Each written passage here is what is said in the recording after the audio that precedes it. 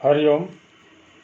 प्रत्यक्षमेव किल यस्य कृते प्रमाणं भूतार्थवादमथवो नितरां निविष्टः वेदादिनिन्दनपरः सुखमेव दत्ते सोऽयं बृहस्पतिमुनिर्मम रक्षकोऽस्तु। आचार्य द्वितीय खंडस्य प्रथम प्रश्नपत्रे भारतीय धर्मः दर्शनानि च इत्यस्मिन् प्रश्नपत्रे चार्वाक दर्शनम् इत्यपि दर्शनभागे निर्धारितम् अस्ति। अतः अद्य अस्माकं पाठोऽस्ति चार्वाक दर्शनम्। चार्वाक दर्शन परंपरा कीदृशी वर्तते एवं च दर्शनेऽस्मिन् यत् प्रतिपादितं तद्विवेचनम् अद्य कुर्मः। पाठेऽस्मिन् आचार्य द्वितीय खंडस्य सर्वासाम् अत्र स्वागतं। धन्यवादः। प्रथम प्रश्नपत्रस्य प्रस्तावना प्रसंगे वयम् उक्तवन्तः यत् दर्शन विषये धाराद्वयम् अत्र प्रचलति प्राचीनकालादेव। प्रथमम् आस्तिक दर्शनम् अपरञ्च नास्तिक दर्शनम्। भारतवर्षे वेदोऽखिलो धर्ममूलम् इति सर्वे स्वीकुर्वन्ति। अतः वेदेषु येषां श्रद्धा विश्वासश्च वर्तते तानि दर्शनानि तु आस्तिक दर्शनानि, यानी वेदा एव येषां प्रमाणं तानि आस्तिक दर्शनानि। एवं च ये वेदनिन्दां कुर्वन्ति, वेदान् प्रति येषां श्रद्धा नास्ति न च विश्वासः, तानि नास्तिक दर्शनानि। यदा वेदम् अवलम्ब्य भारतस्य विश्वगुरु पद प्रतिष्ठा आसीत्, तस्मिन् कालेपि वेदानामेव निन्दा भारतभूमौ इति विचारणीय विषयः इति प्रमाणयति यत् भारतवर्षे अभिव्यक्ति स्वतंत्रता, स्वविचाराणाम् उद्घाटनस्य स्वतंत्रता प्राचीनकालादेव आसीत्, अद्यावद्यपि चलति। अतः वेदानां निंदा प्रसंगे अथवा यानि दर्शनानि वेदानाम् अस्तित्वं न स्वीकुर्वन्ति तेषु दर्शनेषु मुख्यमस्ति चार्वाक दर्शनम्।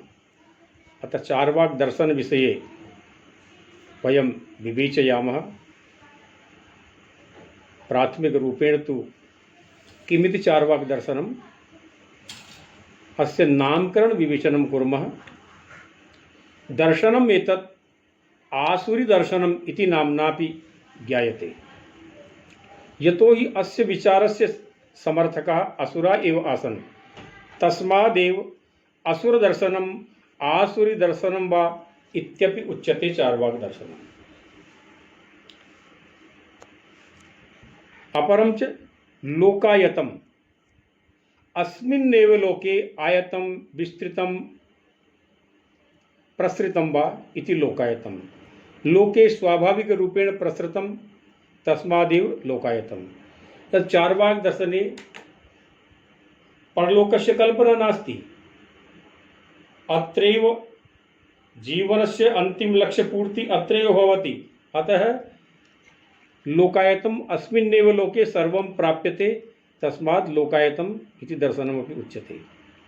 नास्तिक दर्शनम् इति तु स्पष्टं यत् चार्वाक विचारः वेदेषु न तु श्रद्धा न च विश्वासः अपितु वेदनिन्दकोऽप्यस्ति। अतः एतद् नास्तिक दर्शनम् अस्ति। अस्य दर्शनस्य अपरो नाम बार्हस्पत्य दर्शनमप्यस्ति, यत् मन्ये बृहस्पतिप्रणीतम् एतद् दर्शनम्, तस्मादेव बार्हस्पत्य दर्शनमपि उच्यते। चार्वाक नामकरण विषये चारुवाक अर्थात रुचिकरं वचनं, प्रियं वचनं, प्रियं कथं वा इति चार्वाकः इति नामधेयः। चार्वाक नामधेयः अस्य दर्शनस्य कोऽपि प्रवक्ता आसीत्। अतः इत्थं चार्वाक दर्शनस्य नामकरणेनैव स्पष्टं भवति यदत्र केषां विचाराणाम् अभिव्यञ्जना वर्तते। भारतीय चिंतने तेषां विषयाणां विवेचनमस्ति येषां दर्शनं प्रत्यक्ष प्रमाणेन न भवति। अतः तेषां सूक्ष्म विषयाणां अमूर्त विषयाणां रहस्य विषयाणां यद विवेचनं भारतीय चिंतने अस्ति तच्चिंतनं चार्वाकः न स्वीकरोति। अतः भारतीय चिंतने येषां पदार्थानां तत्त्वानां चिंतनम् अस्ति तेषां विषये चार्वाकः किं प्रतिपादयति अथवा खंडयति इति विवेचनम् अस्माकं पाठ विषयः। अतः सर्वतो प्राक् यदि विवेचयामः तर्हि सूक्ष्म विषयाणां प्रमाणीकरणार्थं येषां विषयाणां प्रत्यक्षीकरणं न भवति तेषां सिद्धि तो अनुमान प्रमाणेन या अन्य प्रमाणे क्रियते। चार्वाक दर्शने प्रमाण विषये किमस्ति। यद्यपि प्रमाण विषये न्यायशास्त्रम् अधिकृतं तत्रैव चत्वारि प्रमाणानि स्वीकृतानि प्रत्यक्ष प्रमाणम् अनुमान प्रमाणम् उपमान प्रमाणम् शब्द प्रमाणं च। परं चार्वाकः केवलं प्रत्यक्षमेव प्रमाणं स्वीकरोति इति स्मरणीयं। चार्वाकः केवलम् एकमेव प्रत्यक्षमेव प्रमाणं स्वीकरोति न तु अनुमानं न च आगम प्रमाणम्। एवं च अनुमान प्रमाण विषये तु चार्वाकः खंडनं कुर्वन् यत् अनुमान प्रमाणस्य मूलाधारे उपाधि ज्ञानं व्याप्ति ज्ञानमपि भवति। चार्वाकः तत्र अनुमान खंडनं कुर्वन् तत्र स्थापयति यत् उपाधि ज्ञानं विना व्याप्ति ज्ञानं न भवति तथा च व्याप्ति ज्ञानं विना उपाधि ज्ञानं न भवति। तस्मात् अन्योन्याश्रय दोष दूषितम् अनुमानम्। एवं अनुमान प्रमाण से खंडनम चार्वाकः करोति। एक बार मैं इसको स्पष्ट रूप से आप ये स्मरण कर लें कि चार्वाक नास्तिक दर्शन है। नास्तिक दर्शन वे है जो वेदों में विश्वास अथवा श्रद्धा नहीं रखते, न ईश्वर में विश्वास रखते हैं, क्योंकि भारतीय संस्कृति के अध्यात्म तत्व का या भारतीय संस्कृति के वैशिष्ट्य का जो आधार है वो वेद है और वेदों में यह श्रद्धा नहीं रखते। श्रद्धा नहीं रखने के कारण ये नास्तिक दर्शन है। इसको आसुरी दर्शन भी कहा गया क्योंकि असुरों को प्रिय है। लोकायत कहा गया कि इसी लोक तक का इसका विषय है, परलोक में तो इसका विश्वास ही नहीं है, परलोक की मान्यता ही नहीं है, इसलिए इस लोक तक ही सीमित होने के कारण लोकायत दर्शन भी इसको कहते हैं। नास्तिक दर्शन स्पष्ट हुआ। बृहस्पति के द्वारा प्रणीत होने के कारण इसको बारहस्पत्य दर्शन भी कहते हैं। चार्वाक एक बाद में ये उपाधि के नाम से भी जाना गया कि जो भी इस दर्शन के प्रणेता हो, जो भी इस दर्शन के अनुयायी हुए, वो चार्वाक के नाम से जाने जाने लगे। इस प्रकार से भारतीय दर्शन में जिन विषयों का प्रतिपादन किया उन विषयों के प्रतिकूल चार्वाक ने या चार्वाक विचारधारा में क्या लिखा गया है, यही हमारा यहाँ विवेचन का विषय है। तो प्रमाण के विषय में कहा, भारतीय दर्शन में प्रमाण के बारे में प्रमाण शास्त्र हमारा न्याय शास्त्र है, इसमें 4 प्रमाण माने गए हैं। चार्वाक केवल एक ही प्रमाण स्वीकार करता है, वह है प्रत्यक्ष प्रमाण। अन्य प्रमाणों का यह खंडन करता है। इसी कड़ी में महाभूतानि भारतीय चिंतने तो सृष्टि विकास क्रमे पंच महाभूतानि पृथ्वी जल वायु आकाश आदीनि स्वीकृतानि। परम चार्वाकः चत्वारि भूतानि एव स्वीकरोति पृथ्वी जलम वायु अग्निश्च इत्थम आकाश तत्वम चार्वाकः न स्वीकरोति। परीक्षा की दृष्टि से महत्वपूर्ण प्रश्न है कि चार्वाक किस महाभूत को स्वीकार नहीं करते या किन किन महाभूतों को स्वीकार करते हैं। तो चार्वाकः चत्वारि महाभूतानि स्वीकरोति, अर्थात चार्वाक मते चत्वारि एव महाभूतानि सन्ति पृथ्वी जलम वायु अग्निश्च आकाश तत्वम चार्वाकः न स्वीकरोति। आत्मा विषये चार्वाकस्य किं मतम्। आत्मा चिंतनम अधिकृत्य श्रीमद् भगवद्गीतायां नैनं छिन्दन्ति शस्त्राणि नैनं दहति पावक न चैनं क्लेदयन्त्यापो न च शोषयति मारुतः। वयं सर्वे पठितवन्तः, पर चार्वाकः कथयति चार्वाक मते तु आत्मा नास्ति तत्र पृथिवी आदीनि चत्वारि भूतानि तेभ्य एव देहाकार परिणतेभ्य किण्वादिभ्य मदशक्तिवत् चैतन्यम उपजायते। चार्वाकः देहात्मवादी, अतः देहातिरिक्ते आत्मनि प्रमाणाभावात् नास्ति आत्मा इति कथयति। चार्वाक के मत में आत्मा नहीं है। प्रश्न उपस्थित हुआ कि शरीर में चेतना किसकी है, तो चार्वाक का मत है कि जिस प्रकार से विभिन्न आसव पदार्थों का मेलन करने से, उनके सम्मेलन से उनमें मादकता उत्पन्न हो जाती है, उसी प्रकार से इन चारों तत्वों के संयोग से, विशिष्ट संयोग से ही एक चेतना पैदा होती, वही चेतना है, अन्यथा आत्मा नाम का कोई तत्व नहीं है। दूसरा भी वो इसमें विचार देते हैं, जड़भूत विकारेषु चैतन्यम यत्तु दृश्यते तांबूल पूग चूर्णानाम योगाद्राग इवोत्थितम। जिस प्रकार से तांबूल में, पान में एक विशेष लालिमा अपने आप ही आ जाती है, तो उसी प्रकार से चारों महाभूतों के विशेष योग से, विशेष मिलन से ही जो चेतना आती है वही चेतना है, अन्यथा आत्मा नहीं है। भारतीय दर्शने मनुष्य जीवनस्य यत् मूल प्रयोजनमस्ति स पुरुषार्थ नामना ज्ञायते। तत्र धर्मार्थ काम मोक्षः पुरुषार्थ रूपेण स्वीकृतः, परं चार्वाकः पुरुषार्थ विषये किं कथयति यत् कामिनी आलिंगनादिजन्यं सुखमेव पुरुषार्थः। यत्र भारतीय संस्कृतौ धार्मिकताया सशक्तो विचारस्तत्र धर्मार्थ काम मोक्षाणां स्थापनां खंडयति चार्वाकः। चार्वाकः धर्मार्थ काम मोक्षाणां सत्तां न स्वीकरोति, केवलं भोग सुखम देह सुखमेव पुरुषार्थम इति स्वीकरोति। भारतवर्षे यज्ञ परंपरा तो प्राचीन कालादेव आसीत् अस्ति च। यज्ञ विषये चार्वाकस्य किं मतम्?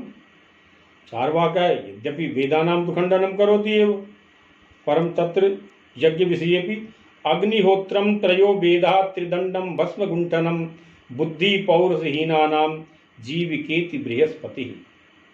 अग्निहोत्र यज्ञ, तीनों वेद, दंड धारण करना, भस्म लेप करना, इनके बारे में चार्वाक का कथन है कि बुद्धिहीन और पौरुषहीन जो लोग हैं उन्होंने अपनी जीविका वृत्ति चलाने के लिए ये सब विचार चलाया। इस प्रकार से चार्वाक यज्ञ खंडन के माध्यम से वेदों का भी खंडन करते हैं और अन्य जो साधु सन्यासी परंपरा उसका भी ये खंडन करते हैं। भारतीय चिंतने नरकस्य अवधारणा वर्तते यत् कृत पापानां कष्टम यत्र प्राप्यते, परं चार्वाकः कथयति यत् कंटकादिजन्यम दुःखमेव नरकः।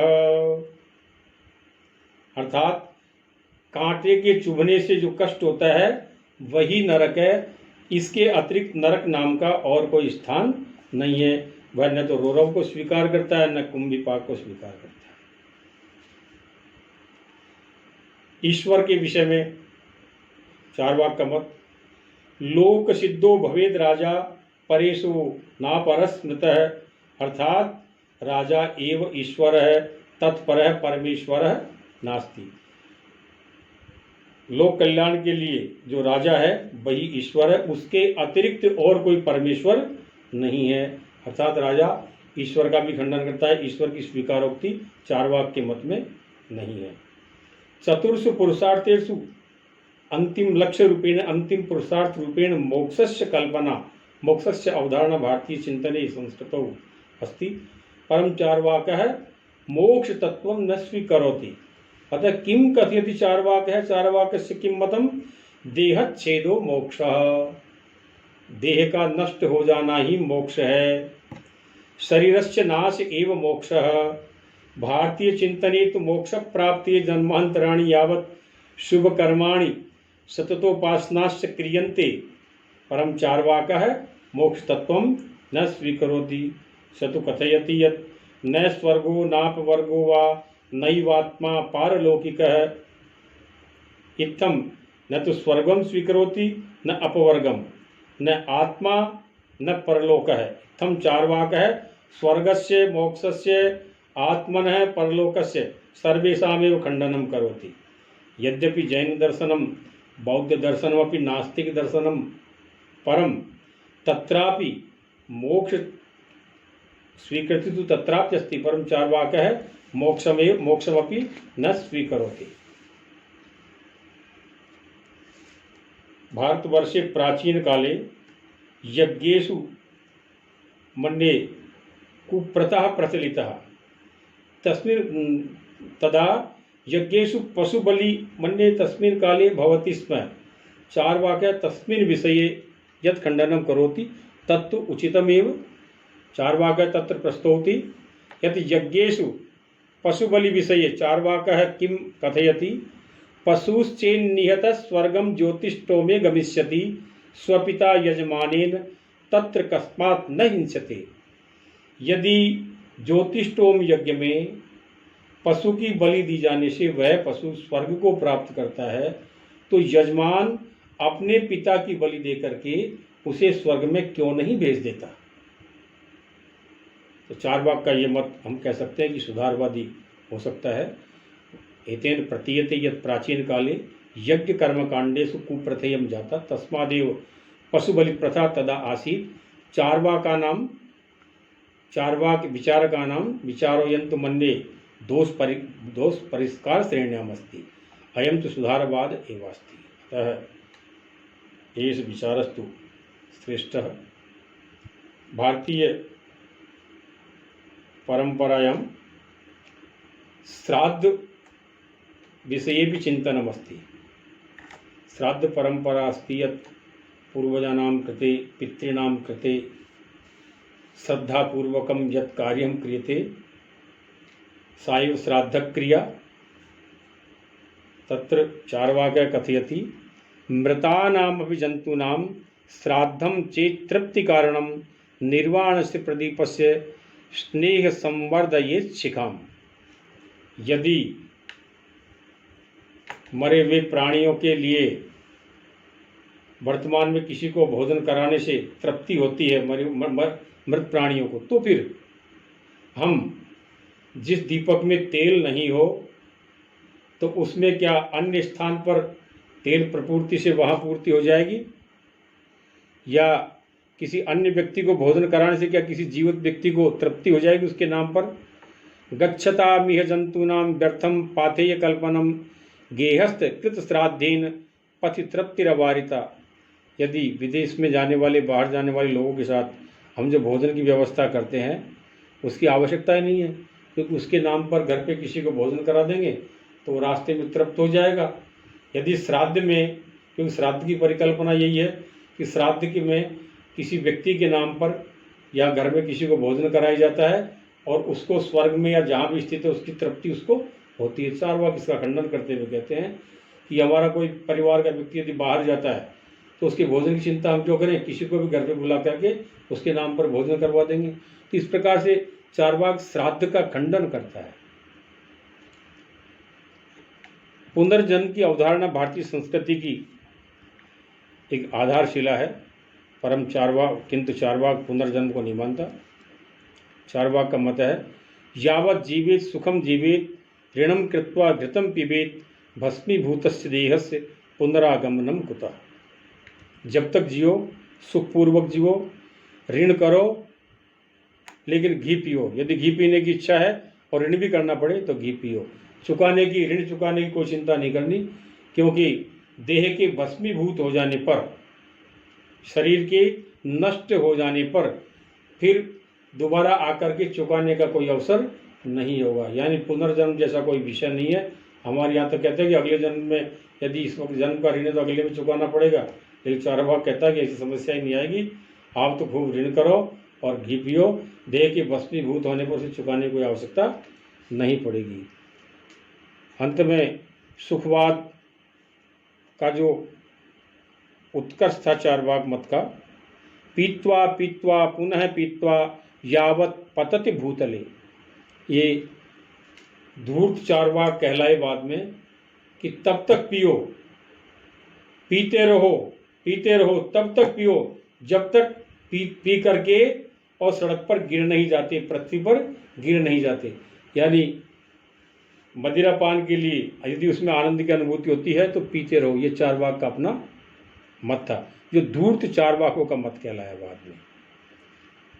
परलोक खंडन विषय चारवाक है कथयति यदि गच्छेत परम लोकम देहादेश विनिर्गित है कस्मात् भूयो न चायाति बंधु स्नेह समाकुल है।